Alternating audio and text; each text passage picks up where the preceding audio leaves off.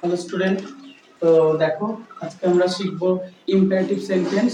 Narration চেঞ্জের একটা খুব ইম্পর্টেন্ট, যেটি আমাদের কিন্তু প্রত্যেকটা ক্লাসে আসে, ক্লাস 7 to 12 এবং তার পরবর্তী সময়তে।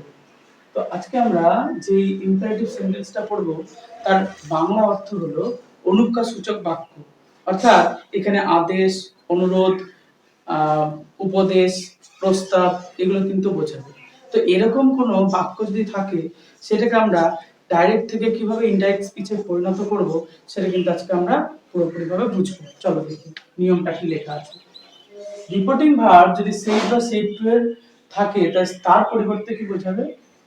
অনুরোধ বোঝালে রিকোয়েস্টেড, আদেশ বোঝালে অর্ডার, উপদেশ বোঝালে অ্যাডভাইসড বা সাজেস্টেড এবং প্রস্তাব বোঝালে কিন্তু প্রপোজ বসবে। আর একই রকম ভাবে যদি লিঙ্কার থাকে, মানে আমাদের যে লিঙ্কারটা, সেই লিঙ্কারটা কিভাবে আমরা ইনডাইরেক্ট স্পিচে ব্যবহার করব সেটা হচ্ছে টু। এবং কি বলেছি যে 3 নম্বর নিয়মটা কিন্তু একটু আমাদের ভালোভাবে দেখতে হবে যে যদি রিপোর্টেড স্পিচটি নাবাচক হয় অর্থাৎ নেগেটিভ হয়। যে আমি একটা এক্সাম্পল নিয়ে নিয়েছি যে ডোন্ট টেল আ লাই। এখানে দেখো যে তোমরা দেখতে পাবে যে ডোন্ট মানে এখানে কিন্তু একটা নেগেটিভ সেন্স দেখা যাচ্ছে। তাই এই ক্ষেত্রে কিন্তু এই যে নটটি রয়েছে, নট কিন্তু টু অর্থাৎ লিঙ্কারের আগে কিন্তু এই নটটা বসবে। চলো আমরা এবার সেন্টেন্সের মাধ্যমে এটা কি করে দেখব। প্রথম সেন্টেন্স আছে হি সেড ডোন্ট টেল আ লাই। সে বলল যে মিথ্যা কথা বলো না। তাহলে কি হবে?